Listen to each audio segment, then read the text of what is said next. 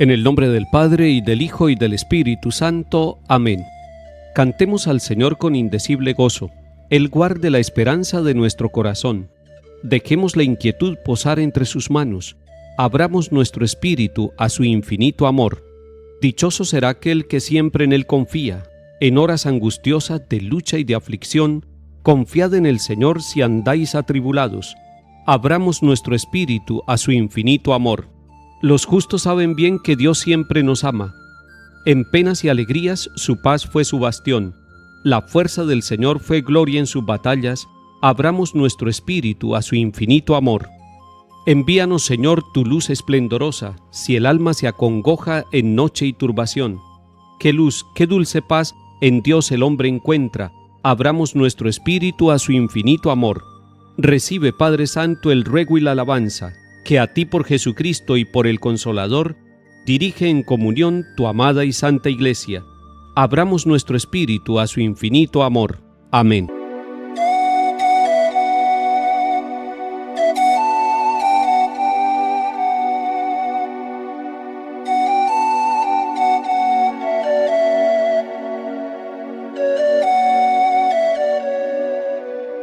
Lectura del primer libro de los Reyes, capítulo 10. En aquellos días, la reina de Sabá oyó la fama de Salomón y fue a desafiarle con enigmas. Llegó a Jerusalén con una gran caravana de camellos cargados de perfumes y oro en gran cantidad y piedras preciosas. Entró en el palacio de Salomón y le propuso todo lo que pensaba. Salomón resolvió todas sus consultas. No hubo una cuestión tan oscura que el rey no pudiera resolver. Cuando la reina de Sabá vio la sabiduría de Salomón, la casa que había construido, los manjares de su mesa, toda la corte sentada a la mesa, los camareros con sus uniformes sirviendo, las bebidas, los holocaustos que ofrecía en el templo del Señor, se quedó asombrada y dijo al rey: «Es verdad lo que me contaron en mi país de ti y tu sabiduría. Yo no quería creerlo, pero ahora que he venido y lo he visto con mis propios ojos, resulta que no me habían dicho ni la mitad. En sabiduría y riquezas superas todo lo que yo había oído. Dichosa tu gente, dichosos tus cortesanos que están siempre en tu presencia, aprendiendo de tu sabiduría. Bendito sea el Señor tu Dios, que por el amor eterno que tiene a Israel, te ha elegido para colocarte en el trono de Israel y te ha nombrado rey para que gobiernes con justicia». La reina regaló al rey 4,000 kilos de oro, gran cantidad de perfumes y piedras preciosas. Nunca llegaron tantos perfumes como los que la reina de Sabá regaló al rey Salomón. Palabra de Dios. Te alabamos, Señor.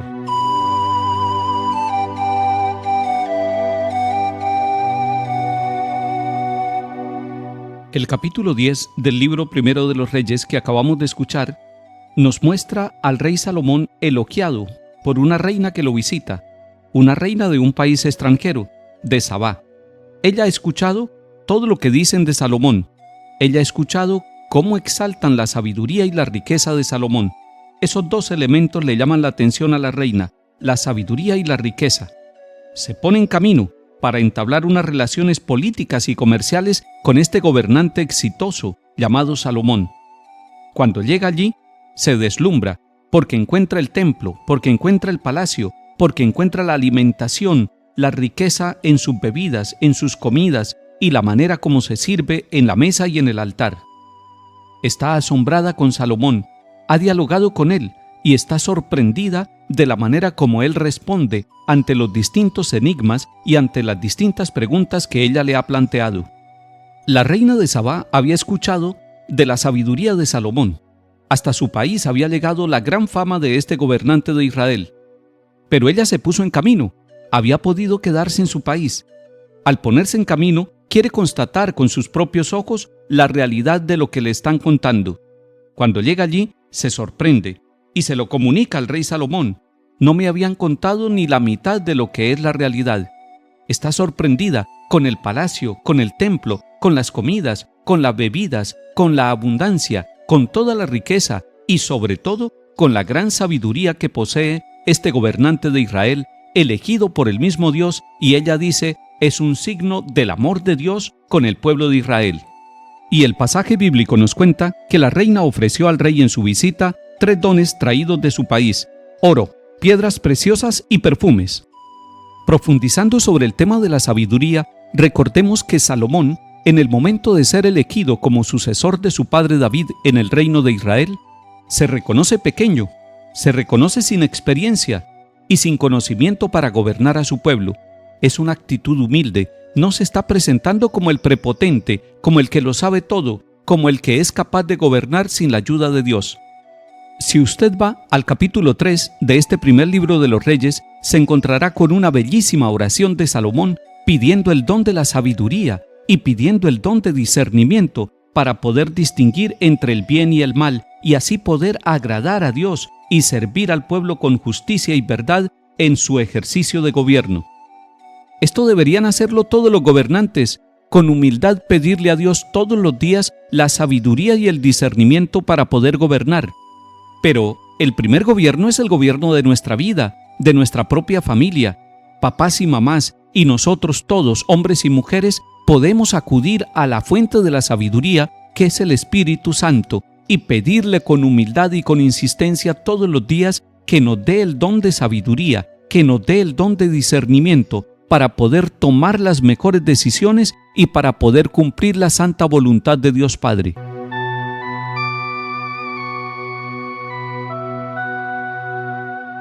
Salmo 36. Encomienda tu camino al Señor, confía en Él y Él actuará. Hará tu justicia como el amanecer, tu derecho como el mediodía.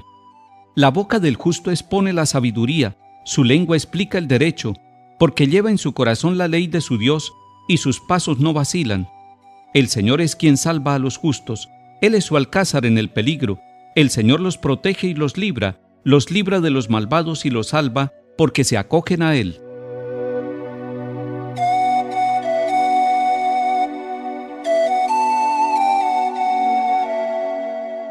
Lectura del Santo Evangelio según San Marcos, capítulo 7. En aquel tiempo, llamó Jesús de nuevo a la gente y les dijo: Escuchen y entiendan todos, nada que entre de fuera puede hacer al hombre impuro. Lo que sale de dentro es lo que hace impuro al hombre. Cuando dejó a la gente y entró en casa, le pidieron sus discípulos que les explicara la parábola. Él les dijo: ¿También ustedes siguen sin entender? ¿No comprenden? Nada que entre de fuera puede hacer impuro al hombre, porque no entra en el corazón, sino en el vientre y se echa en la letrina. Con esto declaraba puros todos los alimentos.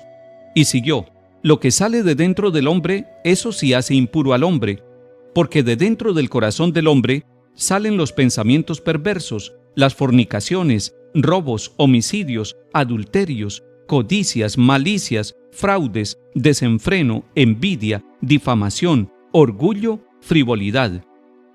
Todas estas maldades salen de dentro y hacen al hombre impuro. Palabra del Señor. Gloria a ti, Señor Jesús.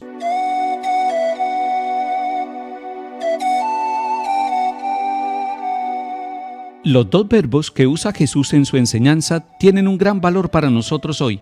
El Señor empieza diciendo: escuchen y entiendan. Y es que se necesita escuchar para poder entender, escuchar los acontecimientos de la vida para poder analizarlos, discernirlos y entenderlos. Pero poder escuchar a Dios en el silencio. Y el silencio nos permite escuchar la presencia de Dios y su voz que nos habla, su voz que conduce nuestra vida. Escuchar para entender. Son dos exigencias de nuestra vida. Hoy tendríamos que decirle: Señor, danos la gracia de escucharte y danos la gracia de entenderte. Y nos encontramos con que el Señor Jesús está enseñando a la comunidad la pureza del ser humano. La persona humana fue creada por el plan de Dios.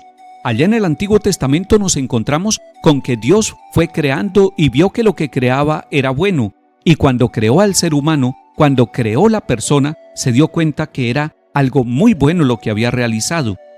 Cuando nosotros partimos reconociendo la bondad, la pureza del ser humano, de las personas, empezamos a relacionarnos con nosotros mismos y con los demás de una manera más tranquila, más libre, más serena, sin prevenciones. Pero en el tiempo de Jesús se hablaba de lo que hacía impura a una persona, y hoy también en nuestro tiempo puede preguntarse uno y otro: ¿Qué es lo que nos hace impuros? ¿Por qué nosotros, naciendo buenos, nos corrompemos? ¿Qué es lo que sucede? Y algún filósofo, Rousseau, decía que el hombre nace bueno, pero la sociedad lo corrompe. Los discípulos en casa le preguntan y le piden que le explique la parábola, que les amplíe a ellos la enseñanza. Así tenemos que hacerlo también nosotros, entrar en la casa del Señor, entrar en nuestra conciencia, entrar ante el sagrario donde está presente Jesús en la Eucaristía y pedirle que Él nos amplíe, que nos dé sabiduría para poder entender lo que Él nos está enseñando. Y la gran enseñanza de Jesús hoy es que el corazón de nosotros, los seres humanos, es el lugar de la pureza o de la impureza. El corazón es la conciencia, y allí es donde se toman las decisiones, allí es donde nosotros optamos por el bien o por el mal, allí es donde ejercemos nuestra libertad. Por eso el Señor Jesús está diciendo que nada de lo que viene de fuera puede hacernos impuros, sino que nosotros somos puros o impuros dependiendo de la manera como escuchemos la voz de la conciencia, dependiendo de cómo escuchemos la voz de Dios que nos habla y nos conduce con sabiduría. Hoy escuche su corazón y deje que su corazón obre según la voluntad de Dios. Que el Señor nos bendiga y acompañe en el nombre del Padre, y del Hijo, y del Espíritu Santo. Amén.